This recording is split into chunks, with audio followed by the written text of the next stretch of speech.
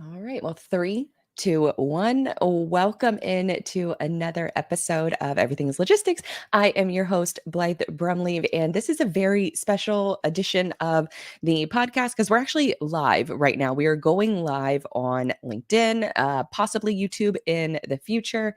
But for folks who may not know, I am part of the LinkedIn Podcast Academy, and part of those requirements is writing a newsletter and also going live once a month.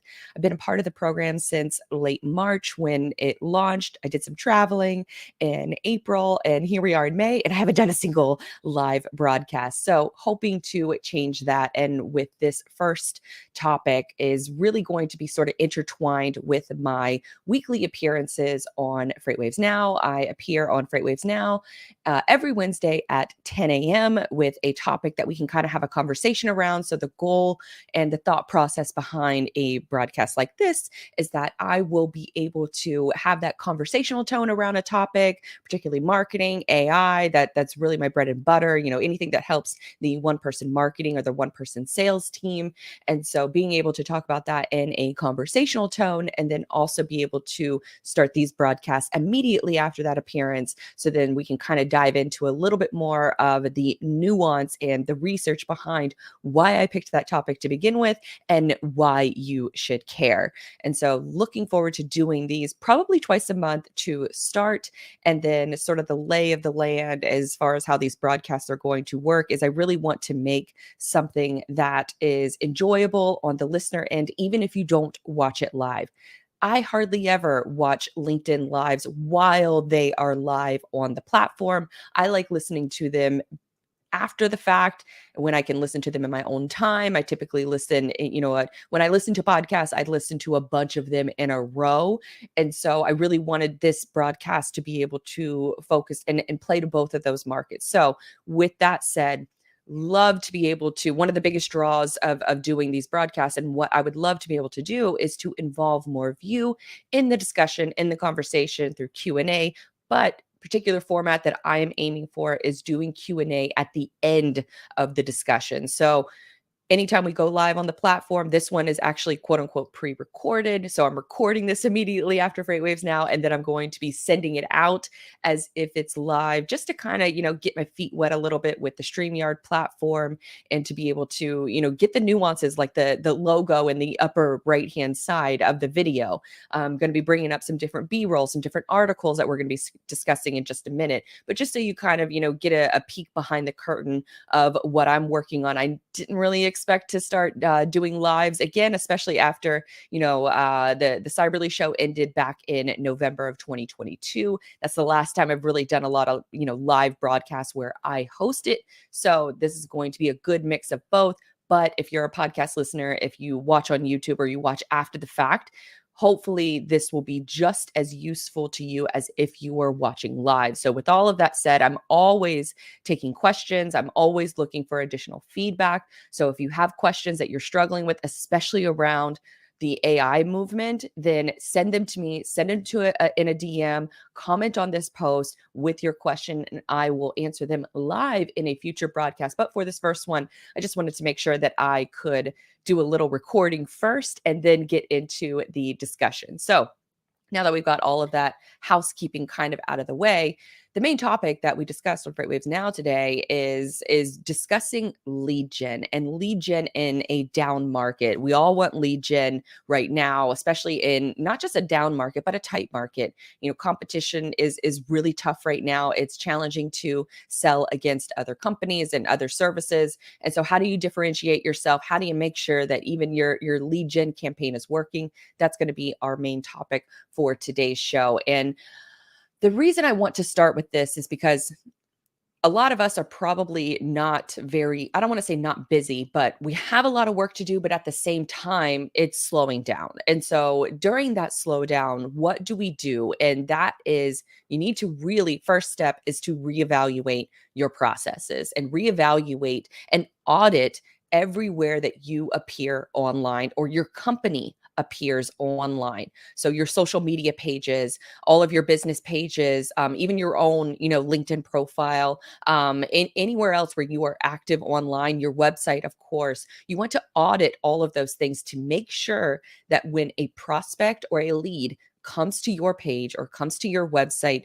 that you are ready to accommodate them. And what do I mean by ready to accommodate them? Well, let's take your social media page, for example. Where is that pathway to conversion? If I am a new user, if I am a prospect and I'm coming to your social media page, you probably routed me there from somewhere. Was it an ad? Was it a cold email campaign? Was it somebody within your company that was talking about the company and the visitor arrives on the page? What does that next step look like? Do you want them to book a meeting? Do you want them to schedule a demo? Do you want them to just watch a demo that's already pre-recorded on your site? Or do you want them to call a phone number? You want to make sure that that is clearly established on your social media pages and even your own personal pages, and also within your cold outreach campaigns and also your ad campaigns. Where are you sending that traffic, and what does that look like for the visitor to make a conversion? We just redid a website for a recruiting agency, and all of their social media posts were redirecting folks to their website to apply. But when those folks arrived to the website, there was nothing for them to say, okay, this is the next step that I should take. So you need to keep that in mind as you're sending your marketing messages out there, because you want to make sure that that pathway to conversion is crystal clear and it works. You would be surprised at how many times that folks will arrive on a site, they'll click on a phone number and the phone number doesn't work, or it leads to a bad phone number, or it leads to a generic phone number where someone is going to answer, but they're not going to be able to answer and be able to help that person with the questions that they're coming to you with. So what does that process look like? And make sure that it actually functions and that it actually works. It's a great time to audit a lot of these different processes. And then another thing that you want to do is you want to make sure that you are testing the forms on your site. There's nothing worse, and I mean nothing, because I've personally experienced this in practically through my computer outside of a window, because of the fact that I did all of the hard work, I did all of the marketing, and then the visitor arrived on the site and the damn forms didn't work. So you want to make sure that your damn forms work on your website, so then that way there's a clear path to conversion for the visitor, and then also there's a clear follow-up process for whoever is on the receiving end of those forms. I manage more than 30 websites in the freight industry. I manage my own forms, and we do testing every single month just to be able to make sure that we know the forms are working and they're routed to the proper person. So then that way that person can follow up accordingly. So it's a good time. That's my first and initial tip, is to make sure that you audit all of your social media and your Google My Business page. That's another really big one. If you don't have a Google My Business page, you need to make sure you get that, because it's like free advertising on Google. It's free to do. All you do is sign up on Google My Business. You submit your address and where you're located. They'll send you a little postcard with a verification number, just to make sure that you are actually there and that you are actually at that address location. So that's one thing to keep in mind, is that you want to make sure that you're taking advantage of all of these platforms that are free to use. They cost you time as far as an investment wise, but they're free to use. And that pathway to conversion is solidified with a strong foundation. And then that way, when the user does eventually see your social media or see your campaign, whether it's ad or email or whatever the fact, that when they come to your site, then there's that pathway to conversion is actually suitable for that person to take it. It's crystal clear, and there's no sort of guessing game around that. So fix that first. That's far and away tip number one. And you should actually be testing this at least once a quarter, just to make sure, because you never know with especially with websites. If you update one part of the site, it could force, other things or other script errors, code errors within the rest of the site. It could cause them to malfunction. So as long as you're testing these on a regular basis, then you can stop a problem before it becomes a big problem. So just keep that in mind. Now, the next thing that we discussed on FreightWaves Now is really utilizing a lot of these different tools that have flooded the market in recent months. And of course, I'm going to be talking about ChatGPT. It is the fastest growing app to 100 million users in the history of technology. it's safe to say that I don't want to say it's safe to say, it's absolutely already here and it's dominating a lot of workforces. And if it hasn't affected your work already, within 6 months, it absolutely will. And I want to bring up this next article because this is going to really tie into the final topic that I want to get into, and that's creating your why buys. And I'll get into why buys in just a second. It's essentially a cold email outreach campaign, but it's centered around getting through the noise of AI and getting through the noise of all of these other campaigns that are mass created, that are just blankets sent out, and there's no regard for the end user and what their experience looks like. We don't want that. We don't want a bad experience for the user, whether we're doing cold outreach or a prospect is trying to get in touch with us. We want a very good experience. And then that segues into what tools can we use to get there faster? And that is ChatGPT. So I want to bring up this first article, and bear with me, I am new to using StreamYard as a host. I've been on other live broadcasts, but this is my first one that I am doing myself. So we're gonna add to screen. So if you are listening, I'm sorry you can't see this article, but it is a newsletter that I wrote a few weeks back titled AI is Forcing Another Work Revolution Upon Us. Here is what to do about it. And if you want to read that in depth, it's over on my LinkedIn profile. Just search for Blythe Brumleve. You should be able to find it. And it's one of the more recent. There's only 4 issues so far with this LinkedIn partnership. So it should be pretty easy to find. But I gathered a bunch of stats that should be pretty eye-opening, I think, for a lot of folks out there. So let's run through a few of them now in order to kind of understand, what is happening in the AI workforce.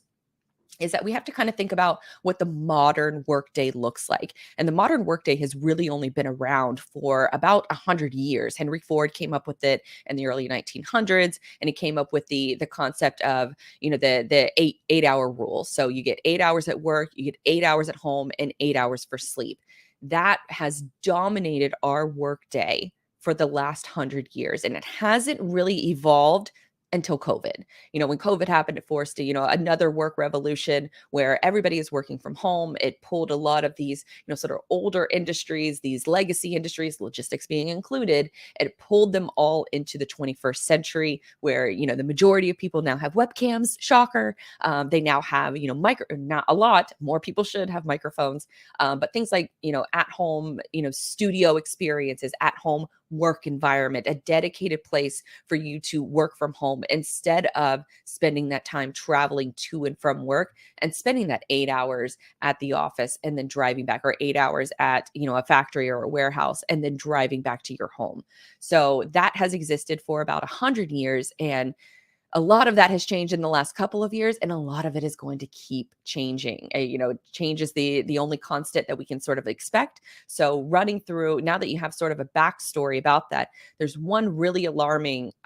I guess alarming is probably a Freudian slip, because it's one of those things where there is a new study that just came out by Gartner that says the share of U.S. industry employment exposed to automation by AI. And this was done not by Gartner, but actually by Goldman Sachs. And they estimate 25% of U.S. jobs across all industries could be at risk to replacement by AI, but the number rises dramatically for legal roles and office admin roles. So 25% of US jobs across all industries are at risk for being replaced, but when you're talking about legal, it's 44%, and when you're talking about office and admin roles, it's the legal jobs is 44%, office admin roles is 46%. So when you think about the jobs that are going to be largely impacted, it's the back office. It's a lot of these white collar roles, knowledge-based work.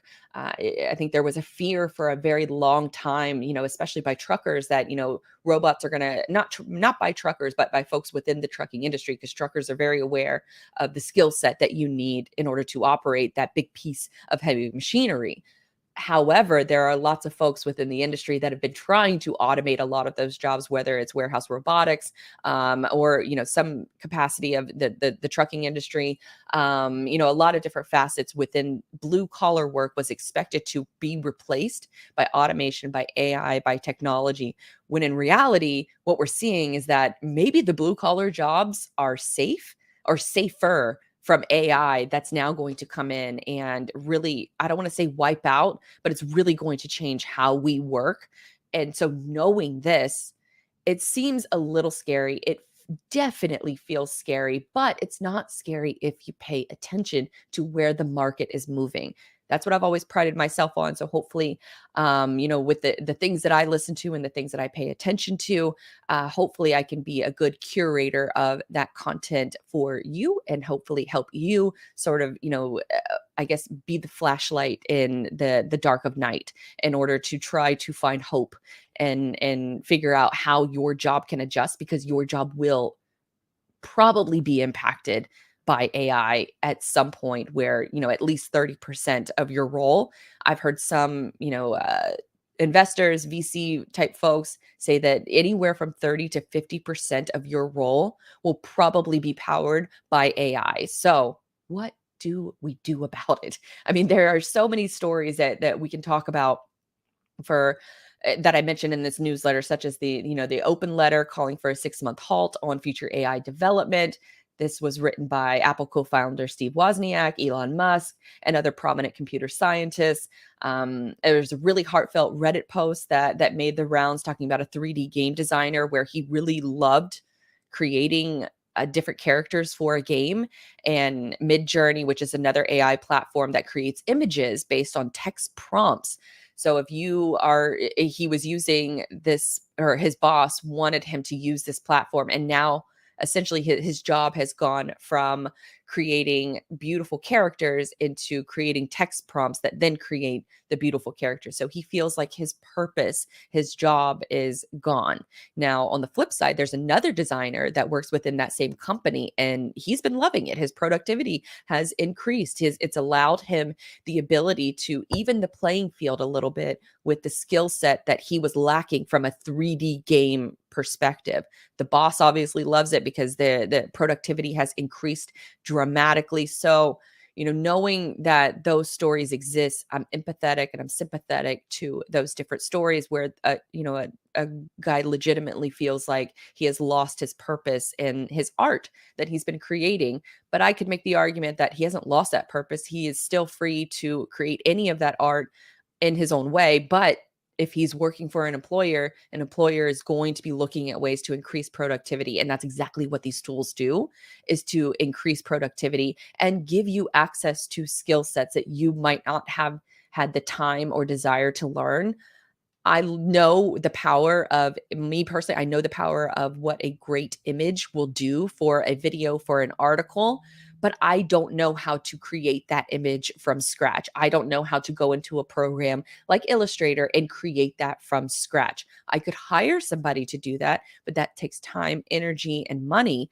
On the flip side, though, if I just learn how to use, and what I have been doing is learning how to use Midjourney, which is one of those image creator platforms that is, you enter in a text prompt and it can create images for you. If you subscribe to my newsletter on LinkedIn, then any image that I use for those newsletters, I am practicing using Midjourney to create those images, instead of going to another source where I could possibly be sued for copyright violation, or going to another source where, I mistakenly have done this in the past, especially in my early blogging days in the 2000s, where I've taken an image from social media thinking that it's free to use because it's posted to social media, when in fact that is not free to use. And of you learn the hard way of how you're going to gather images or how you should source images. But then you also learn the hard way of, well, I still need to get images. So where am I going to get them from? And this type of program, like a Midjourney, evens the playing field for someone like me. Now, you could do it on the flip side, where someone is used to creating beautiful images and maybe they're not as great of a writer. So these other tools like ChatGPT or Copy.ai or Jasper, some of these other copywriting tools can help you become a better writer, even if you don't have that skill set. So I'm a big fan of these tools. I think we should embrace them. I think we should use them to our advantage. There is a little bit of a scary side. There is a little bit of an empathetic sympathy side of things, but let's talk about how to implement these tools into your workday. And there was a great post that I want to bring up and that I'm going to kind of read from And that comes from the Marketing AI Institute podcast. It is a great podcast. They're over on YouTube as well. So they record, it's two guys, Mike Kaput, and I'm blanking on the other host name, but they do a weekly show. It releases every Tuesday morning, I believe. They record it on Monday. So they recap all of the biggest AI news that has happened and how they're consulting other companies to start using these tools. And so when you think about it that way, education is going to be the biggest barrier. So you want to make sure that you're starting to incorporate regular education because this stuff is moving so fast. You have to really focus on how am I going to get educated quickly? And then how am I going to stay educated for all of these new tools that are coming out into the market? So the Marketing AI podcast, I would highly suggest subscribing to them. They're on LinkedIn as well. You can follow a couple of the creators of that, and they'll be able to, at least offer you insight and tips as to what's going on in the market and how you can kind of adjust. But going through some of the use cases of how you can start using AI in your business, my first tip and what I personally do is set ChatGPT. First of all, ChatGPT is free for anyone to use. They have 3 different versions. That's 3.0, 3.5, and 4.0. You can only access 4.0 if you're a paying member. If you're a paying member, it's only $20 a month. So it's the best $20 a month that I spend each month because it's a no-brainer for me. It also gives you access to new features and new tools that are coming into the market. So if you want to try out the just regular plain 3.5 version, you can sign up for a free account, give it a try, start practicing your text prompts as you input it into the system, and then you can set it as your start screen on your browser. So either bookmark it, set it as your start screen, and then really keep that window open on your computer. So then that way you are training yourself on how to use this to summarize long form content. Say you found an article and you really want to summarize it for your customers, for your audience, you could input that text into ChatGPT and say, summarize this in less than 200 words. Theoretically, you can do this with books, with podcasts. It's not quite there yet tech-wise on ChatGPT, for example, but there are other solutions that will summarize that for you. That's probably a topic for a later show that's a little bit more advanced. I want to keep this more for the folks who haven't really dived into a lot of the just stuff that's going on in AI. It's been so much of a quick, fast revolution that is happening right before our eyes that it feels overwhelming and intimidating at times because I feel like I have rewritten my work processes for not just customer outreach, but also sales, marketing, website design, outreach to customers. Like it can feel really overwhelming at times, but education, start with that first. Marketing AI podcast. Then next, I think that it was a really smart post by the host of the Marketing AI podcast. And he said that on this post, I would try to bring it up on the screen, but I don't know how to really do that yet. So I'm going to keep it on this article for now and just keep that display on the screen. And so let's just move forward with these suggestions from Mike Kaput. And he said, need help finding use cases for AI in your business and some helpful advice to do that. Step number 1, write down a list of all the things you do in a week. This is great for my fellow, process nerds out there. This is probably like step number 1 ingrained in your brain. But if you're not used to setting up a process or establishing a process, you are literally just taking a Google Doc, taking a sheet of paper, and you're writing down everything you do for a week. You don't have to do this right from memory. What really helped me is to have a couple Post-it notes off to the side or a Google Doc. And then you just for 1 week, you just practice it in your head that anything new you do, responding to emails, how long did it take you to do that? And sort of time tracking of what you do, how long it takes you to do that. And so that's step number 1 is to write down everything that you do in your business. Step number 2, which kind of hints to what I just said, is list out how much time you estimate each task takes. Number 3, for each task, ask yourself 3 questions. Is it data driven? Is it repetitive? Does it involve trying to make a prediction? If you answer yes to any of these, highlight the task. Then step number 4, Sort the list of highlighted tasks by which ones take the most time. You now have a starting list of high value potential use cases for AI, and you can use it as a jumping off point to research vendors and tools. And so, this is a really good way of just taking the approach of, okay, I know what I do in a week. Now, how do I use these tools that are flooding the market, like a Chat GPT or like a Jasper, Copy.ai, some of these other tools. Swell.ai is another one that I use for podcasting, but that's not applicable to everyone. But 9 times out of 10, you're using writing in some part of your job. So a couple tools that I recommend is definitely Copy.ai, because they really help to bridge the gap between, okay, I have this tool, but how do I use it? And so what they do is they send out daily prompt, and you don't even really have to be a customer of Copy.ai yet. Just sign up for their emails and you can get what's called the daily prompt email, and it will send you examples of what to use in a prompt that can help you in research for new customers. It can help you with summarizing emails. It can help you with, creating. There's even, new AI tools that are going on top of tools that we already use. HubSpot is a great example of this.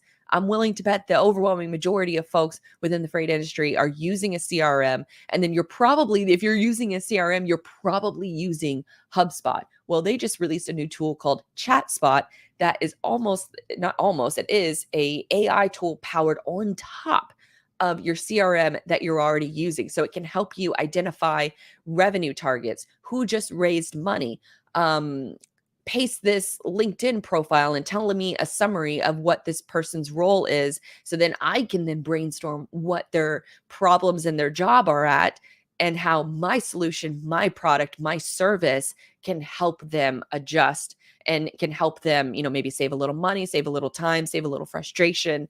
So it helps you dramatically in the research part of the process. So using these tools, figuring out how they can fit into your workday and how you can utilize them is a great way to get started. And you don't have to be an expert right away, but it will help you to craft that messaging, to craft, those end goal or those end goals that you want the prospect or the lead to take advantage of.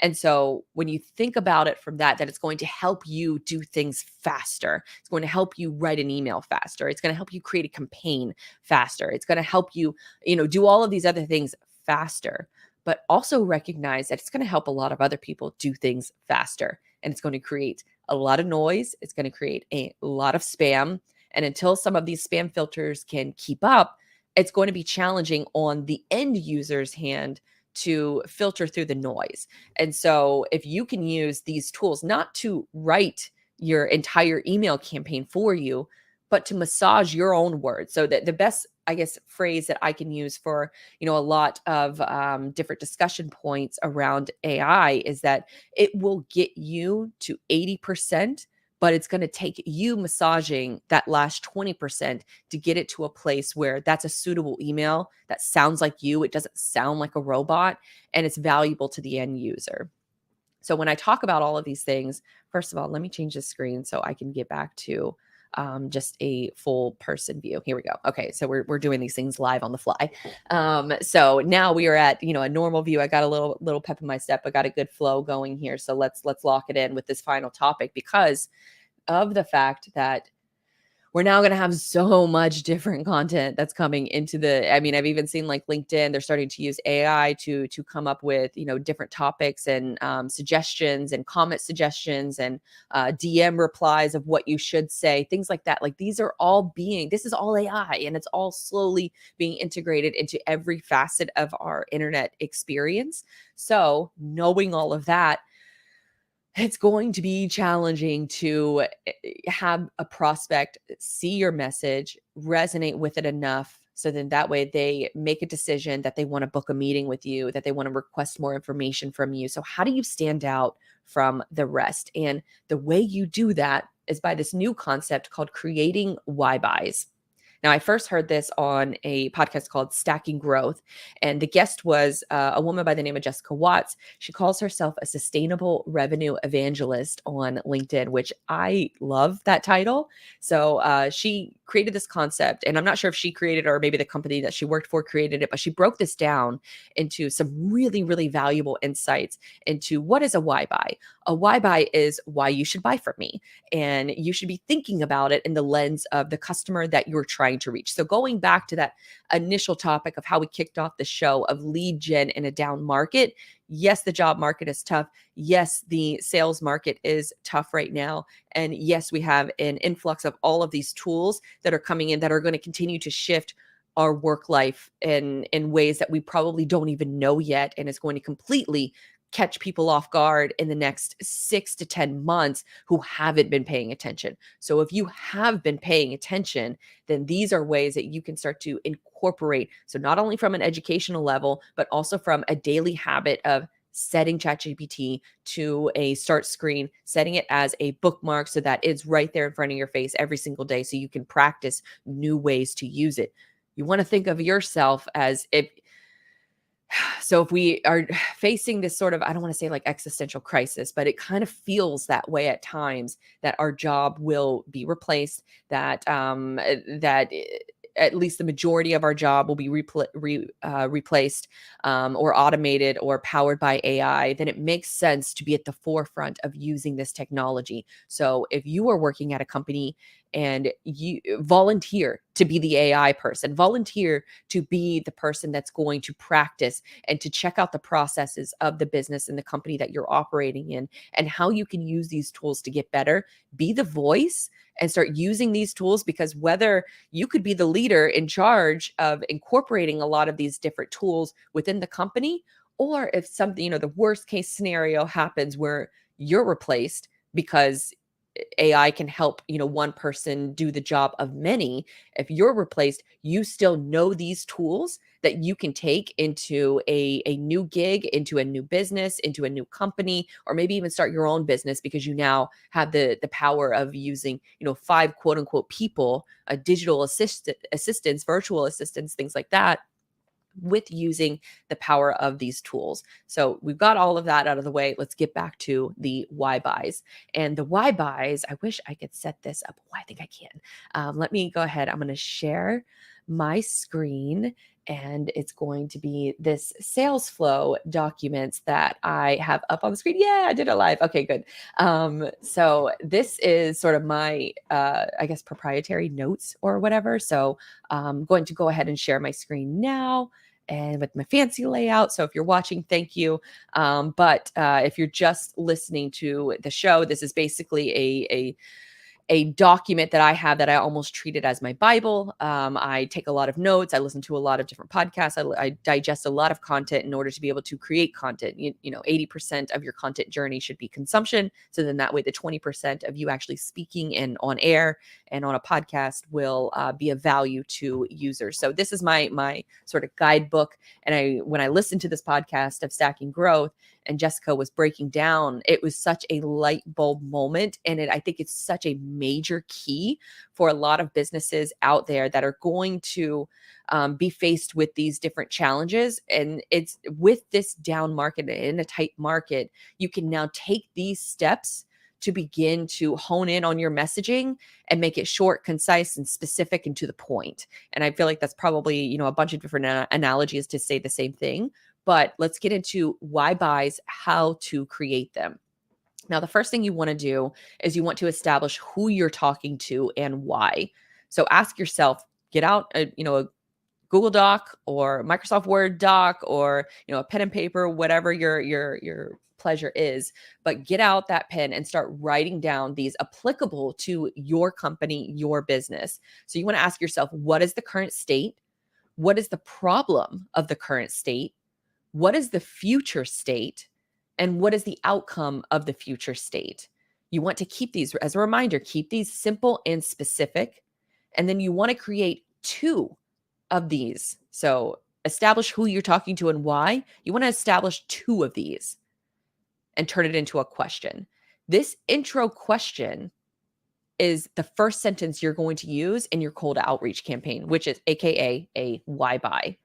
And Jessica goes on to explain that, cold email gets a lot of grief. I've been guilty of, trash talking cold email. I think cold calling is largely dead. I think cold email is very, very challenging just because of the enormous amount of folks who just spray and pray, where they grab an email list off of Zoom Info or wherever else, and they load it into their CRM, and they just send 10,000 messages to folks who might not ever need your services ever.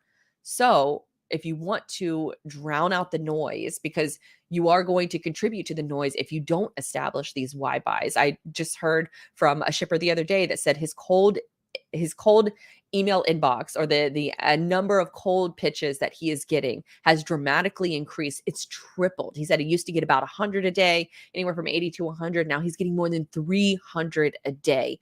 You don't want to be part of that noise. You want to stand out. And I firmly believe that doing this, creating your why buys, is a way to stand out. So she says list design is messaging. So if you establish who you're talking to and why, then that doesn't necessarily feel too cold emaily, for lack of a better phrase. So she goes into, so now that you've established who you're talking to or why, she goes into, well, what's the pseudo controversial opinion that we're taking? And then you want to create 2 value props and avoid saying everything that your product or your service does. So you want to keep these short, concise, specific, to the point. And then you get into actually building your email list. So you build it your email campaigns. So you've got who you're talking to and why, you've got your value prop, you've got your super short, specific, targeted email. Now you're going to construct your sequences, whether it's HubSpot, whether it's MailChimp, whether, whatever CRM that you're using. She says the first line in your email should be that question that you figured out in the earlier steps. And then you want to label each sequence. Why buy number 1, cold. Why buy 2, cold. Why buy 1, warm nurture. Why buy 2, warm nurture. So you want to have, remember those 2 different value props we talked about earlier and those 2 different questions? You want to have those set up in different sequences in your cold email campaigns. And this is how, she also says that this is how we start to track messaging efficacy. So efficacy means, is the message actually working? And I've never actually done this before. So this was really eye-opening for me. I've created cold email campaigns before, but they were sort of one and done. And if the person, booked a meeting for me, great.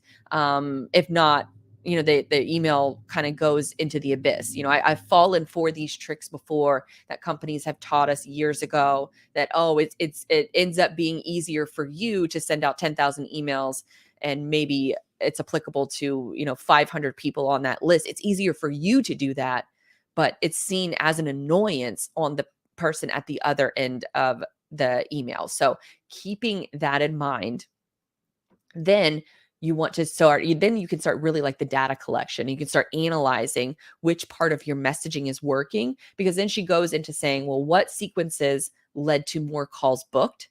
Also ask yourself, what about, say, why buy 1 is working better than why buy 2? Ask yourself, what about why buy 1 is working better than 2? Let's workshop 2 so we can make it stronger. So you have 2 of these campaigns going at once, but you're targeted to a list of folks that you've already identified are a good candidate for your product or your service. So she says, imagine a sales rep seeing a why buy sequence and then being able to go to marketing and tell them why buy 1 is killing it. Go make 2 ebooks on this topic.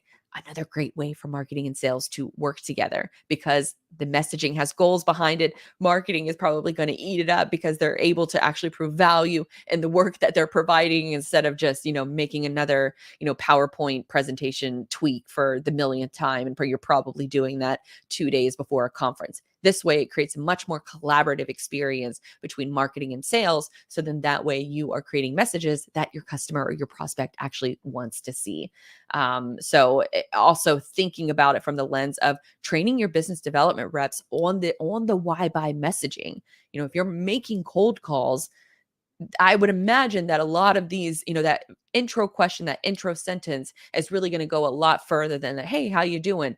Folks are busy. Folks don't have time to answer, sort of those placating questions and those beating around the bush questions. Get to the point, have it be specific, and then you'll probably be well rewarded because of that. So after you do all of these things and you start monitoring a little bit of why buy one, why buy versus two. So how are they working? How are they performing? And then that helps you develop your baseline data. And this is what gets me really excited, especially as like a marketer, and especially from like an executive point of view. Like if you're an executive team and you're looking to see if your messaging is resonating, you probably have no idea of what a baseline even looks like. But if you start from this journey, this really helps to set that strong foundation of what that baseline data looks like, because once we determine messaging that works in the why buys, we can create dashboards that monitor baselines. Once you have baselines, then you can forecast, which is a marketer's, especially a marketer who should be, I don't want to say concerned, but should prioritize revenue and where revenue actually comes from. That would help a marketer tremendously to have that math behind your marketing and be able to sit in on those executive meetings, or to be able to be a founder and be able to answer some of those tough VC questions of whoever's giving you money and how you're spending it. So that's another thing to keep in mind. And now, once you have what those forecasts could be, then you can start monitoring things like dial to pickup, phone to meeting, meeting to contact. And as long as your baselines hold, then you can realistically plan revenue forecasts. And you only have to revisit this why buy campaign when the product or the service changes. That might happen multiple times throughout the year for you, but at least you have that reasoning behind of who you're sending to, why you're sending it to them, and you're cutting through the noise. And you can absolutely use some of these AI tools to help you during this research phase, to help you condense an email from, long paragraphs, which I'm guilty of, into short, specific, concise emails. So then that way your audience is resonating with the messaging that you're trying to send them. So hopefully, that why buy exercise will really be helpful. If it's helpful for you, I can probably share this in a future newsletter. So then that way it's completely broken down in a text format. I've been raving about this because it has really helped me developing my why buys. It's really helped me in the content marketing side of things, so that I know what content to create that my audience is actually going to care about. I love different topics such as, the logistics of Mother's Day flowers, or the logistics of racehorses, or, things like that. But that's not necessarily going to get me web hosting clients. So you need to sort of rein in your brain sometimes and have it become hyper focused on what the end goal is. And the end goal is obviously survivorship of both your role and the business and the company that you're working for. So how can you use a lot of these different tools that are out on the market in order to help along with that process to make yourself more valuable, whether at your current company or a prospective company down the road, and then also helping your customers and prospective customers. So hopefully that was a really good, roundup. I know it really helped me a ton.